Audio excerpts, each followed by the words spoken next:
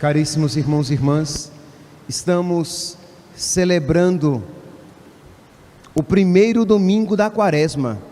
Começamos este tempo com a quarta-feira de cinzas e entramos então agora na primeira semana, no primeiro domingo da Quaresma, que tem como evangelho, que tem sempre como evangelho, o evangelho da tentação do Senhor.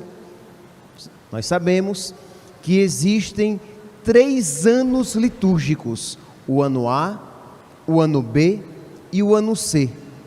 No ano A, nós ouvimos a proclamação do Evangelho de Mateus. No ano B, no qual estamos, de Marcos. No ano C, de Lucas. E nas festas e solenidades e em algumas ocasiões precisas, ouvimos a proclamação do Evangelho de São João. Mas no primeiro domingo da Quaresma, independentemente do ano litúrgico, seja A, B ou C, nós sempre temos o Evangelho da tentação do Senhor. Então é sempre esse mistério refletido.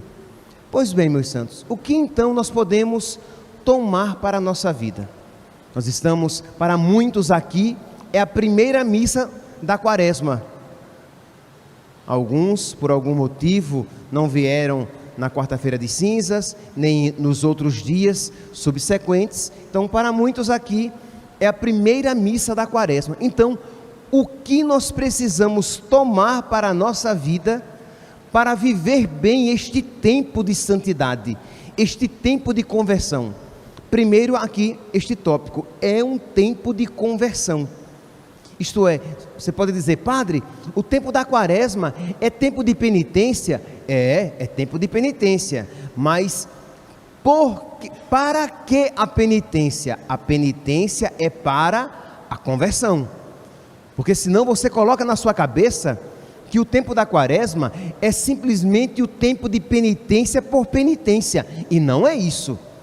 Isso é, eu vou viver a penitência para que eu possa entrar no processo de conversão, para que eu lute contra os pecados que existem em mim, os vícios, as imperfeições, para que eu progrida nas virtudes, e aí sim, desta maneira, será um tempo da Quaresma, porque é um tempo de conversão.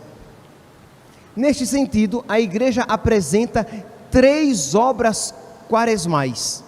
São as obras por excelência: oração, penitência e caridade. E qual a finalidade dessas obras? Durante todo o ano litúrgico, nós sempre somos chamados a rezar, a fazer penitência e a praticar a caridade. Mas durante a Quaresma, nós somos chamados a mais do que nunca viver a oração, a penitência e a caridade.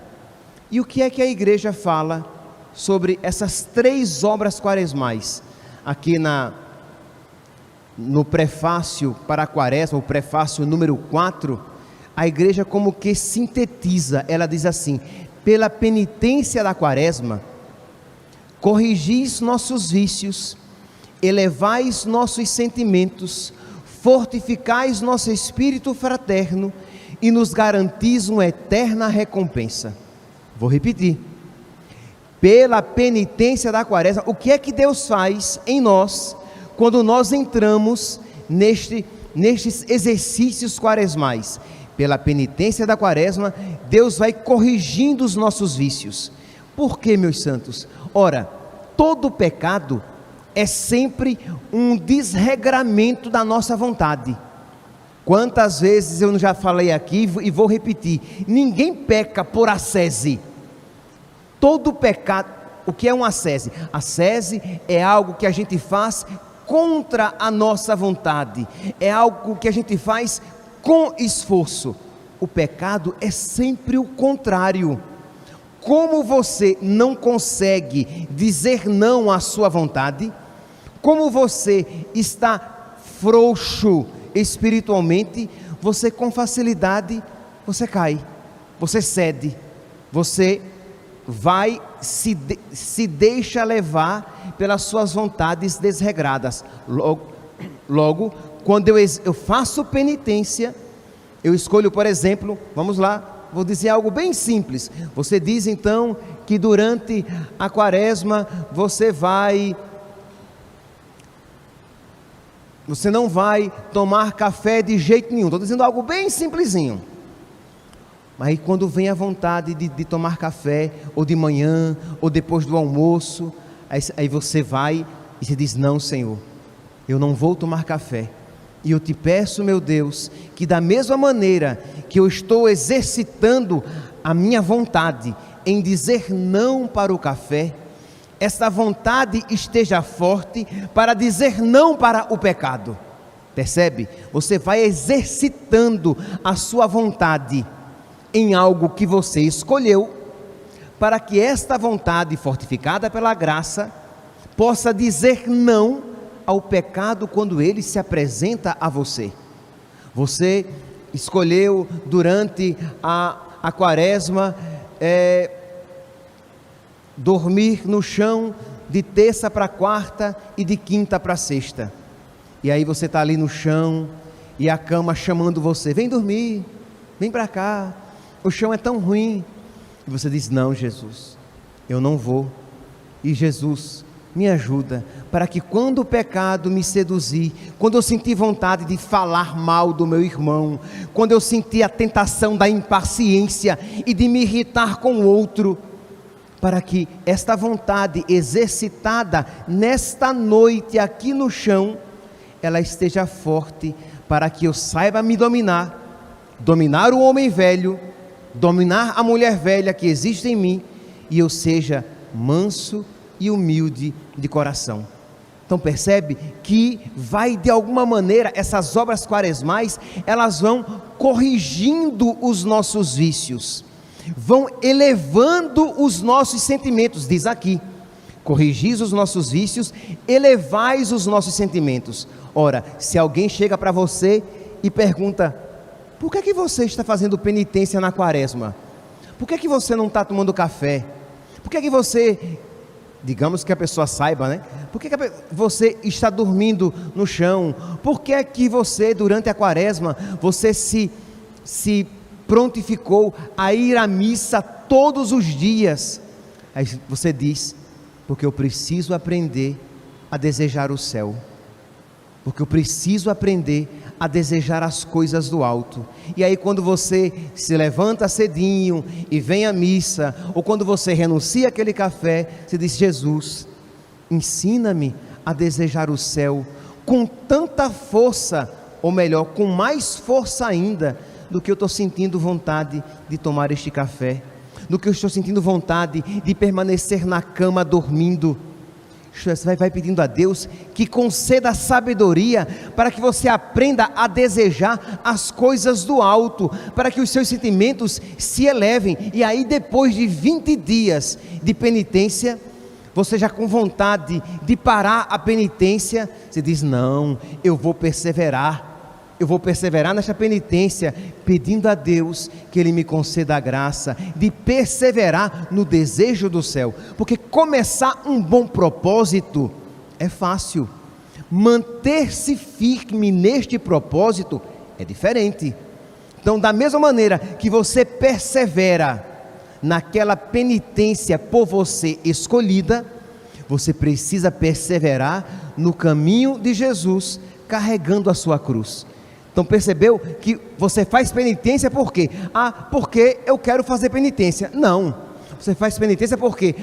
Porque eu disse que vou ficar 40 dias sem comer açúcar. Não, você faz penitência porque você quer se converter. E você quer se converter porque você quer ir para o céu, porque você quer amar a Deus. Então é por isso que, pela penitência da quaresma, corrigis nossos vícios, elevais nossos sentimentos, fortificais nosso espírito fraterno.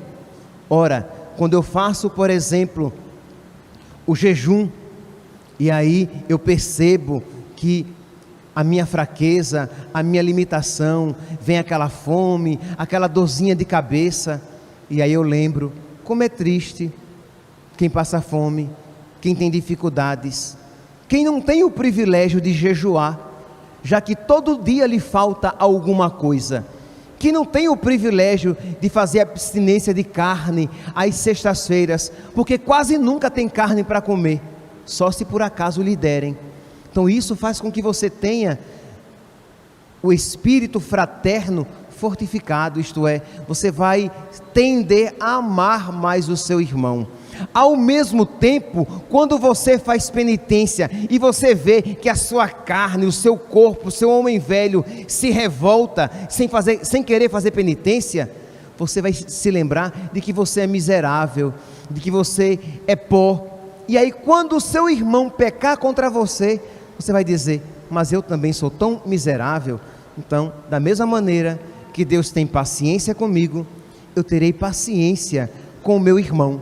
Então, pela penitência da quaresma, fortificais nosso espírito fraterno e nos garantis uma eterna recompensa.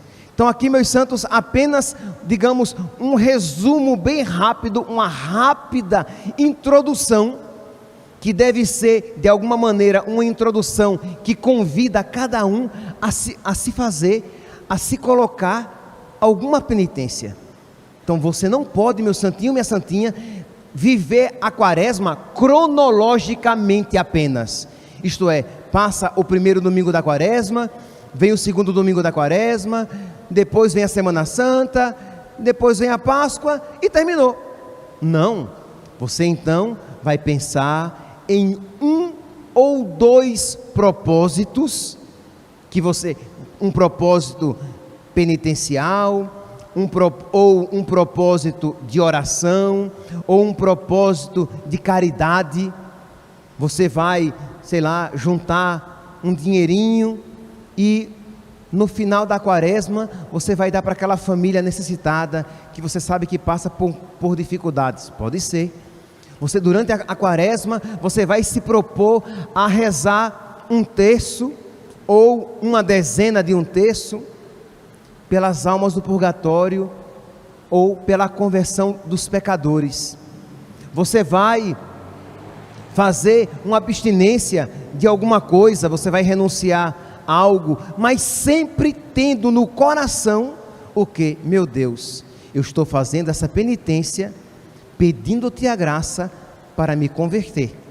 Não é fazer a penitência simplesmente por fazê-la. E é claro, meus santos, eu digo aqui a vocês, eu aconselho vivamente, não há melhor propósito quaresmal do que a missa diária.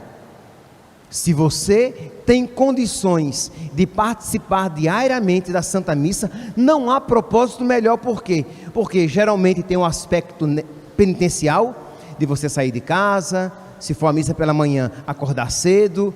Aqui vocês sabem que nós temos a missa de segunda a sábado às 6 da manhã. Então acordar cedo, sair de casa, mas tem um aspecto orante, você vai ouvir a palavra de Deus todos os dias. Você poderá receber o corpo de Cristo todos os dias. Você poderá se confessar sempre que necessitar, porque temos confissões todos os dias durante a missa. Mas aqui depende, meus santos, da generosidade de cada um. Se para Deus você só oferece o resto, não foi isso o que Ele fez por você quando veio ao mundo. Ele se ofereceu a si mesmo. Então, o que é que impede? Tenho certeza de que muitos que estão aqui poderiam, só não vêm porque por preguiça de acordar cedo, ou porque vou ter que colocar a caminhada que eu faço de manhã cedo para um outro horário. Mas é muito melhor vir à missa para caminhar para o céu do que fazer a caminhada aqui na terra e colocar a sua alma em risco de perder a salvação.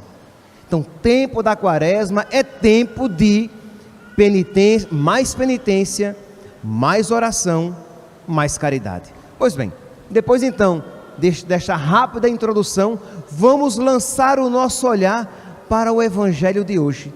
É o evangelho da tentação de nosso Senhor.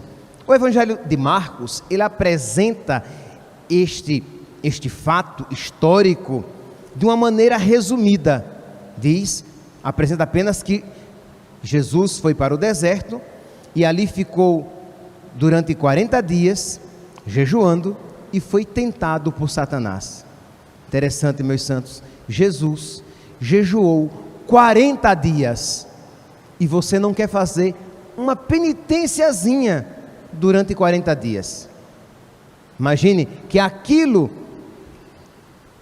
que nós, digamos, vivemos, que Jesus viveu durante 40 dias, nós sequer queremos viver em um dia apenas. E aquilo que nós faremos por nós mesmos, Jesus não fez para si. O jejum de Jesus era para nós. Santo Agostinho diz assim: porque Jesus foi tentado? Jesus, ele poderia afastar o diabo simplesmente da sua presença, porque ele é Deus, mas ele deixou ser tentado para nos dar o exemplo de como vencer a tentação. E ele foi para o deserto jejuar para nos dar o exemplo. A pergunta é: nós estamos dispostos a seguir o exemplo de nosso Senhor? Pois bem, depois então de 40 dias de Jesus naquele deserto do Oriente Médio, que é quente, seco, causticante durante o dia, sem sombra alguma, um deserto rochoso. Então, pense aqui o que é passar 40 dias num lugar inóspito, num lugar desagradável, num lugar cansativo, num lugar desconfortável. E tudo isso ele fez por nós. E Jesus não fez penitência da maneira que nós fazemos, isto é, lamentando, cheio de lamúria. Mas quando Jesus passava aqueles 40 dias no deserto, fazendo jejum, ele pensava em mim, ele pensava em você. E aqui, meu santo, não é poesia. Jesus, se eu soubesse aqui o nome de cada um, eu diria assim: Jesus pensava em você durante aqueles 40 dias, passando fome, sofrendo sede, sofrendo calor durante o dia e frio durante a noite, sim, porque o deserto do Oriente Médio é frio durante a noite. Ele pensava em mim. Não é que ele pensava em todo mundo que existiu, que existe e existirá. Não, ele pensava em cada um particularmente. O overlan, de alguma maneira, já existia no pensamento de Deus. Aquele pirralhinho, com a sua vida de criança, adolescente, homem, adulto, padre, e Deus sabe mais, defunto, morto, sei lá como é que eu vou morrer, pois Deus me tinha diante dos olhos, por mim rezava e por mim jejuava. Aqui, meus santos, se nós levarmos a sério isso, não há como não querer pagar com amor o amor recebido. Nossa, Jesus então, e se só eu existisse, só por mim ele faria os 40 dias de jejum e penitência lá no deserto. Então Jesus ali, naquele calor, naquele frio, e diz então que quando, se vocês pegarem o Evangelho de Mateus, que é mais explicitado, vai dizer assim, que Jesus jejuou 40 dias e 40 noites, e depois ele teve fome. É verdade, meus santos? Jesus, ele assumiu verdadeiramente a natureza humana, ele era verdadeiramente homem, então a sua natureza humana clamou, ele teve fome, ele sentiu a fraqueza, e diz que naquele momento, o diabo ousou dele se aproximar, e diz: se és filho de Deus, manda que estas pedras se transformem em pães, isto é, usa o teu poder a teu serviço. Para que tudo isso? Para que essa radicalidade toda? Aqui, meus santos, o que nós precisamos perceber é que o diabo, na tentação de Jesus, ele não se apresenta de uma maneira, ele não tenta Jesus tentando tirar do serviço de Deus.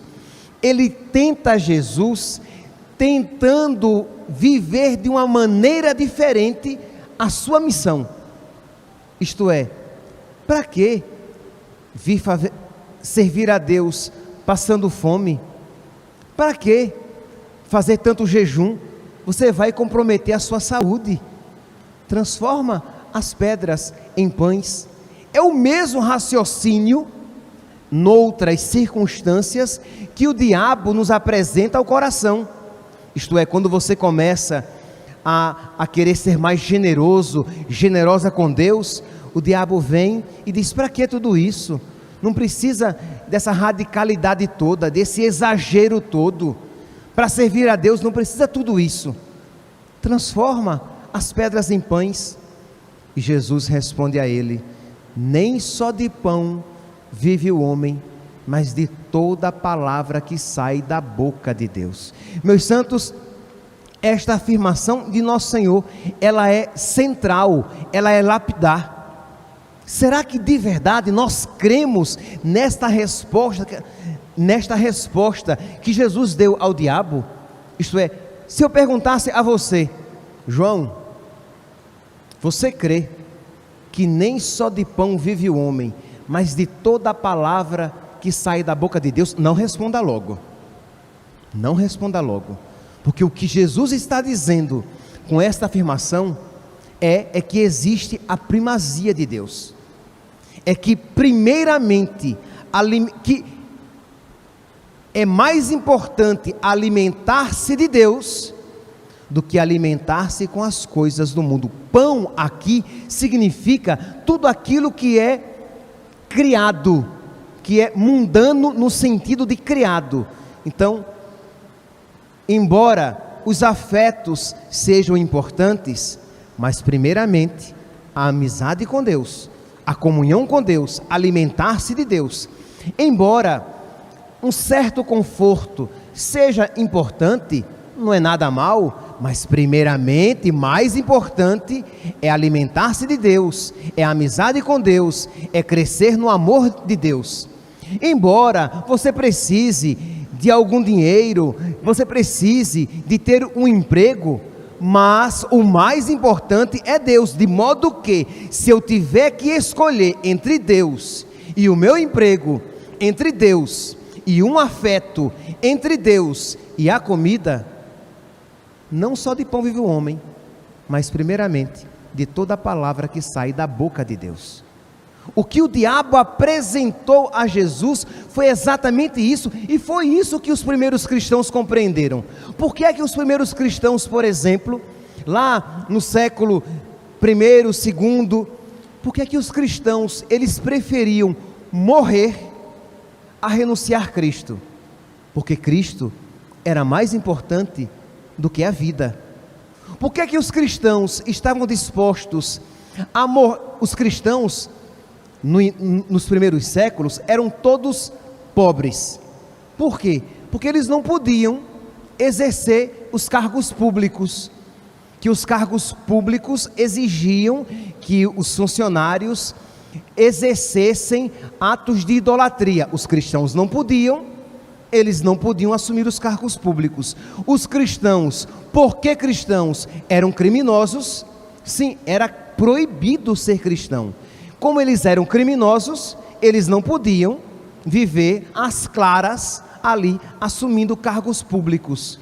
Então, por causa de Cristo, eles eram pobres. Por causa de Cristo, eles tinham uma vida ruim, difícil. Percebe como é louca aquela chamada teologia da prosperidade, que fala que eu devo procurar Deus, porque Ele vai me dar uma vida boa, farta, opulenta, próspera. Mas não foi isso o que Jesus nos prometeu. Ele nos prometeu o céu. No mundo tereis tribulações. Quem quiser me seguir, renuncie a si mesmo. Exatamente, renunciar a si mesmo. Isto é, se um afeto o afasta de Deus, renuncie o afeto. Renuncie aquele namoro, renuncie aquele relacionamento, renuncie aquelas amizades, renuncie até seu pai e sua mãe. Não foi isso que Jesus disse? quem ama mais seu pai e sua mãe mais do que a mim, não é digno de mim. Então, quando Jesus diz isso ao diabo, não só de pão vive o homem, mas de toda palavra que sai da boca de Deus, ele decreta a primazia de Deus. Então, durante a quaresma, nós começamos então a nos exercitar nesta primazia de Deus, e não é fácil, meus santos, não é fácil, e eu digo isso com toda a clareza, e se você tiver um pouco de contato com a sua vida interior, você vai concordar comigo, você vai dizer: é verdade, padre, é uma luta a vida do homem sobre a terra. É verdade, não é fácil decretar a primazia de Deus. Eu primeiramente quero agradar a Deus, não agradar a mim, não agradar aos meus amigos. Eu quero primeiramente fazer a vontade de Deus, não a minha. E nós sabemos quão rebelde é a nossa vontade. Nós temos aqui alguns rapazes que vão entrar hoje no seminário, e eu digo a vocês, santinhos, o diabo, ele não vai querer primeiramente tirar o menino, o rapaz do seminário. Não, para ele é muito mais interessante que ele continue no seminário, mas na lógica dele, do diabo. Para ele é muito mais interessante que ele seja ordenado padre, mas segundo a cabeça dele, do diabo. Foi exatamente o que o diabo propôs a Jesus. Para esse caminho de cruz, não. Esse caminho de sofrimento, não. Lembra que o diabo tentou novamente Jesus, por meio de Pedro, quando Jesus começou a dizer que ia sofrer muito, e Pedro foi lá repreender: Senhor, que isso não te aconteça. Jesus disse o quê? Afasta-te, Satanás, tu pensas como os homens, não como Deus. O que o diabo queria era desvirtuar a missão de Jesus, desvirtuar o seu messianismo, que ele fosse um salvador, mas à maneira diabólica, e não segundo o coração do Pai, que ele viesse ao mundo, sofresse por nós, derramasse seu sangue numa cruz, e numa cruz morresse como maldito. Percebe que a proposta do diabo era tentadora. Para que salvar o mundo assim morrendo? Salve-se de uma maneira diferente. Aí vem a segunda tentação: se és o Filho de Deus, lança-te daqui de baixo, porque a palavra de Deus diz que os anjos te socorrerão. E é verdade, o Salmo 90, 91, ele diz que os anjos te socorrerão e impedirão que tu machuques o pé em alguma pedra. E Jesus diz: não tentarás o Senhor teu Deus. Isto é, eu não vou colocar Deus no canto da parede, obrigando-o a fazer alguma coisa. E eu não vou escolher o caminho mais fácil, porque ora, se Jesus fizesse isso, e os anjos do céu viessem ao seu socorro, todo mundo iria crer nele. Todo mundo iria ver Jesus glorioso sendo levantado pelos anjos. Mas o caminho de Jesus era por meio da cruz. E o diabo queria um caminho sem sofrimento. Percebe que no primeiro momento, parece até que o que o diabo queria era algo bom. Quando tenta também o seu coração dizendo: não, você pode ser católico, vivendo, escolhendo os mandamentos que você quer viver. Você pode ser católico, mas o que é que tem? Usar camisinha para evitar filho, tomar anticoncepcional. Não, mas todo mundo faz. Você pode ser católico, mas tendo pensamentos desonestos, porque o que importa é não fazer, pensar não tem problema. Você pode ser católico e sendo desonesto nas suas finanças. Você pode ser católico e assistindo tudo que passa na televisão e na internet, porque o mundo hoje é diferente. Não, meu santinho, minha santinha, você precisa escolher o caminho da cruz, porque foi pelo caminho da cruz que o nosso Senhor trilhou e nos salvou. O diabo apresenta um caminho mais fácil. Você pode vestir umas roupinhas mais sem vergonhinhas, né?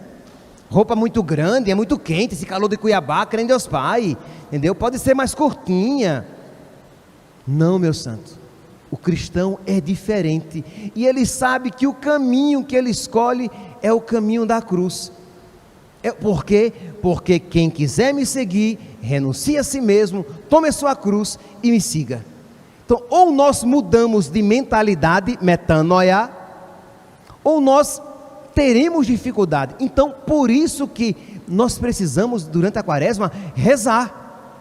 Fazemos penitência e suplicamos: meu Deus, me ajude a amar as coisas do céu. Meu Deus, concede-me a sabedoria para que eu ame a tua vontade. Meu Deus, os jovens que vão entrar hoje no seminário, meu Deus, ajuda-me a ser um padre segundo o teu coração. Eu não quero ser um padre como eu pensei. Eu não quero ser um padre segundo as expectativas alheias. Eu quero ser um padre segundo o teu coração.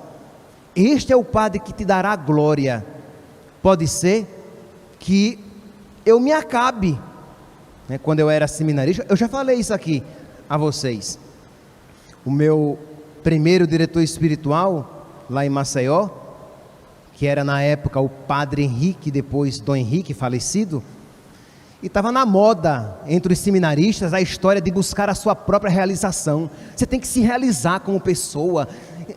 Não tem nada de mal isso daí, mas o problema é quando você se coloca no centro. E ele olhou para mim e disse: meu filho, você tem que realizar Deus, você tem que glorificar Deus.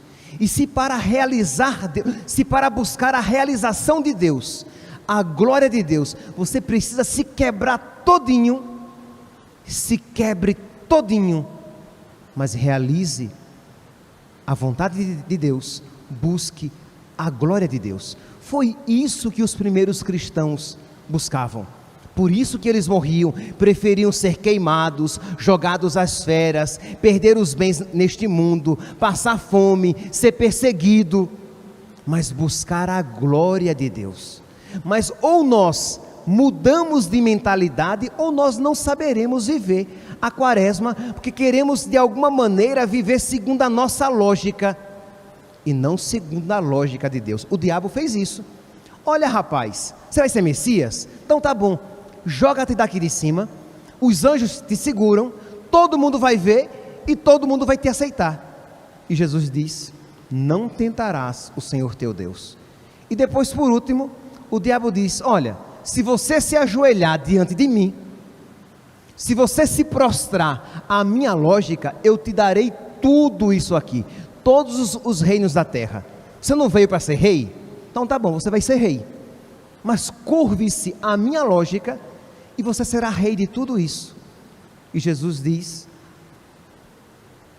adorarás ao Senhor teu Deus e somente a Ele prestarás culto. E o diabo o deixou.